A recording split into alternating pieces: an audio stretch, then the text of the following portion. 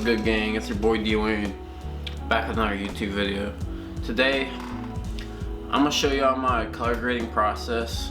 I've been getting a lot of comments on, man, what do you use? That looks really good. And believe it or not, it's pretty simple to do. I found this power grade about a year ago. It's really helped me achieve the film look in the easiest way possible, because color grading is not easy and it's not something I'm very good at. So for any of y'all that want to achieve the cinematic look that you're seeing right here, I got a couple clips back on this computer that we're gonna grade as a little example. So let's get to it. So right here y'all see I got a couple clips.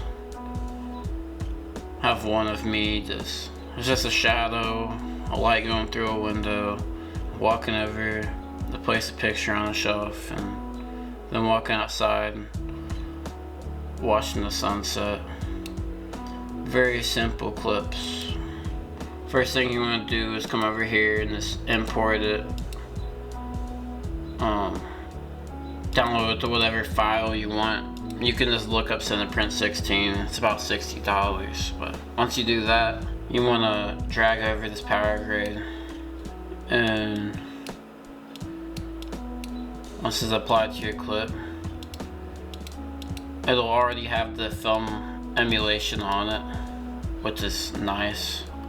Drag that back to there, and I'll show you all in this clip because it's probably the best example I have in this.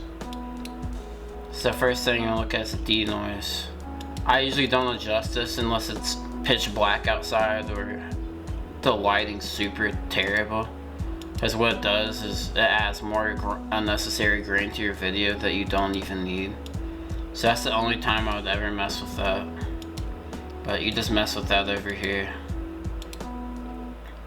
I usually select better, and then I'll just put it on large, and you can mess with it's a luma and chroma.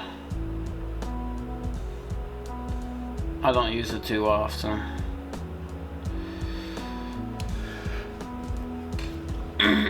But you can see what it's doing to the trees in the back. It's making them softer, or it's making them sharper. But we'll disable that. And then a bunch of blah right here, this border.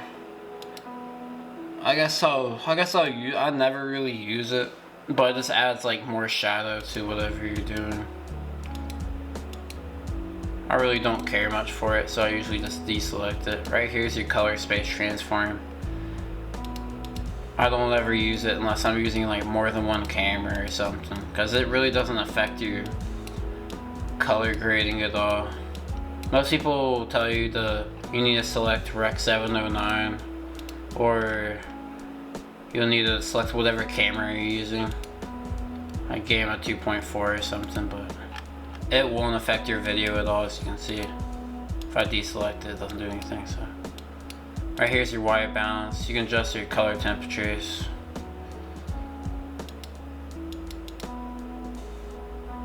And you got a couple options right here. Never really mess with this slide too much, but I think we're gonna make it a little bit warmer. We'll do 8600 Kelvin. Then you got your exposure. Pretty simple. You just adjust your offset wheel. So if you want more light, you want less light. I'm probably just gonna leave it about 34 where it was. Right here you got your halation. You either drag it up, you'll get more reds in halation, or you can drag it down. It'll take all the reds out. But I think for this one we'll leave it about we'll do 66. And then here, just messing with more of your halation. Push it up, takes it out. You can actually see there's some blues right here now. Or if you drag it back down, it gives it a little bit more glow. But we don't want too much glow because the sun is pretty harsh right here. so it's not necessary. So we'll drag it up to about, let's do about 53. Got your blur right here. Drag it down, it makes it sharper. You push it up, it gives you more glow. That way you don't gotta actually add like a glow to your node tree. Because I've tried adding glow before, but once I figured out you can adjust glow like this, I wasn't too worried about it anymore. But we'll leave it about 66, that's good. And this one, I'll adjust sometimes. But basically the same thing as the blur node above. It just messes with your glow.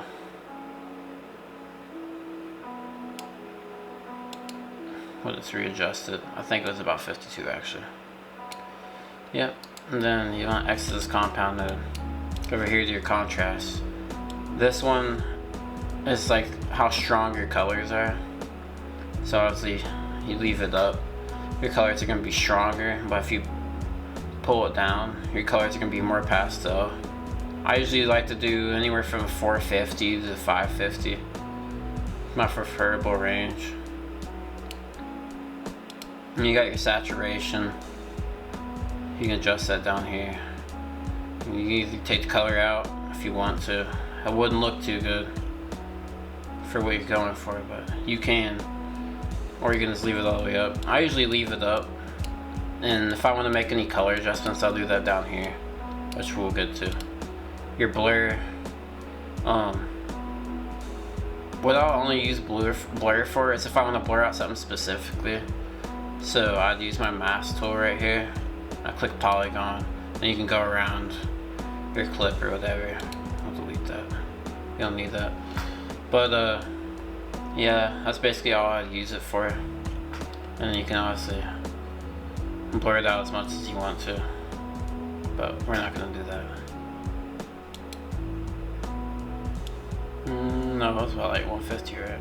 147, that's good. And then you got your green. There's all types of green. It goes 8mm to 35. You can also make adjustments down here. I usually don't. I usually just choose one of these options. And I usually like to go for 16mm, anything 16. We'll do reversal on this one. Right here you got your dust. And you can adjust that how you want to. I usually do about 2 on the density.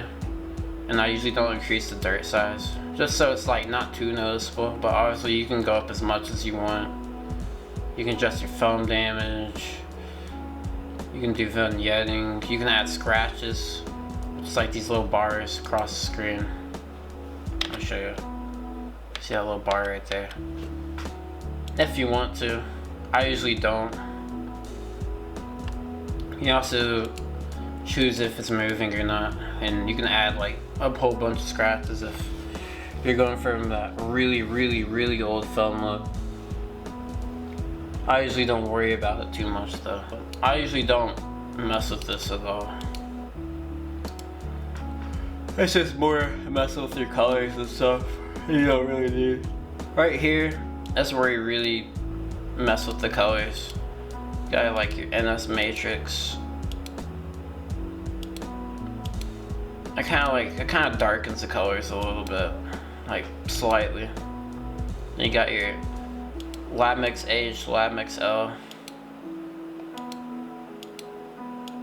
You can select these if you want to.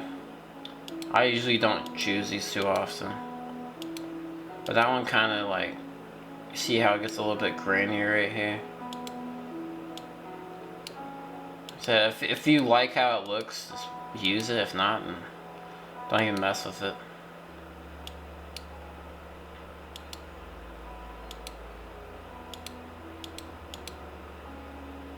And then right here you got your lab saturation. That adds more saturation to your video if you want even more. I usually don't choose more because the saturation up here is enough. Then you got your vintage. That like desaturates the colors. You can see right here it has a desat. Then right here, you got your gray white balance, saturation, exposure, contrast. I usually just adjust those up here. I don't worry about it too much down here. Then this is my favorite part right here. You can adjust what kind of film emulation you want. You can either choose Cineon, which is a standard one, or you can go over here. It has like some different cameras. I don't know exactly what cameras these are, but there's about 6 different options. And you can just choose whatever one you want. I'll use these sometimes. Sometimes I do like the look of them depending on what video I'm shooting. But I usually don't select them. I usually just go with the Cineon. About 80% of the time. And then right here, you got your endpoints. I usually don't mess around with that too much. That's where it starts getting a little tricky for me because I'm not too good at grading or nothing. And then you have your warmer, which I like warmer. I'll usually like choose between these two, whether I want my film to be warmer or I want it to be more vintage. But I usually choose a more warmer feel. It just brings better vibes. But yeah, that's my color grading process for this clip.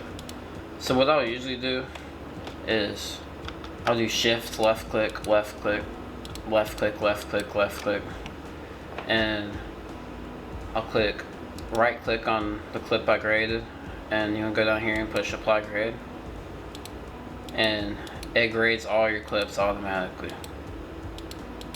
Super easy, simple tutorial. If I want to make some adjustments after, I will, but then I got majority of the grading done and it goes by super quick, so it saves me a lot of time to just do it that way. But I'm not really seeing any adjustments I want to make. I kind of like how it looks. Maybe we'll drag exposure up on this one a little bit. Let's go to the right. Let's go about right here. Yeah, that's better. And then we'll apply to this clip too. Apply grade. Yeah. And this one's good. I like that. That's perfect. And I think for this clip, I kind of want to drop the exposure down so we can kind of get this white off my shirt. So we'll go to right here. We'll drag it down to about 28. Apply grade. There you go. That way it kind of gets a more silhouette feel. Makes it look really cinematic. I really like silhouettes. I do have an ND filter, but I wasn't using one in this, and mine is currently broken right now. I break so many of them, so I have to get a new one.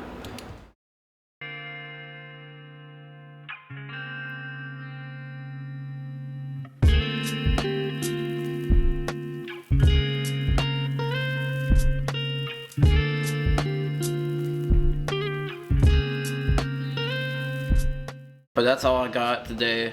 If y'all enjoyed that grading tutorial, make sure to leave a like and subscribe. Gonna be showing y'all some more behind the scenes stuff as a start out. Maybe you might start going into my Patreon, but for now I just want to help you out as much as possible. I'm still pretty new to this stuff, so especially as for us beginners, so I gotta get out of here. I got a busy day ahead of me, but I'll catch y'all in the next video. Peace.